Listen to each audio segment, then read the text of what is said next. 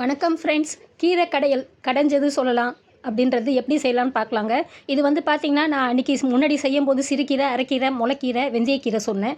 ஆனால் இது வந்து சிறுகீரை, அரைக்கீரை, முளைக்கீரை, முருங்கைக்கீரை இதில் பண்ணலாங்க. பசலைக்கீரையும் பண்ணலாம், பாலக்கீரைன்ற பசலைக்கீரையும். ஸோ நான் அதே மாதிரி பழைய கீரையை வந்து நல்லா கழுவிட்டேன். கழுவுனதுக்கப்புறம் நைஸாக நறுக்கி வச்சுட்டேங்க. அது வந்து என்ன பண்ணேன், சின்ன பைத்தியம் பருப்பு வந்து ஒரு புடி போட்டு கழுவி கேஸ் மேலே குக்கரில் வச்சுட்டேன்.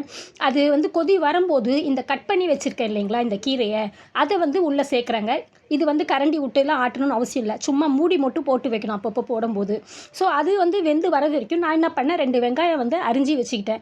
அது அரிஞ்சு வைக்கிறதுக்கும் அந்த டைமுக்கும் வேகிறதுக்கும் கொஞ்சம் சரியாக இருந்தது. ஸோ வெங்காயம் போட்டேன். வெங்காயம் போட்டு மூடி போட்டு திரும்பி 2 தக்காளி, சின்னதாக இருந்தால் 2, பெருசாக இருந்தால் 1, அதையும் வந்து கட் பண்ணிவிட்டு அதையும் பின்னாடி ஆட் பண்ணேன். இதை ஆட் பண்ணதுக்கப்புறம் பார்த்திங்கன்னா, இது எல்லாமே வெந்து உள்ளே போய் மேலே பருப்பு வெந்து மேலே வருங்க.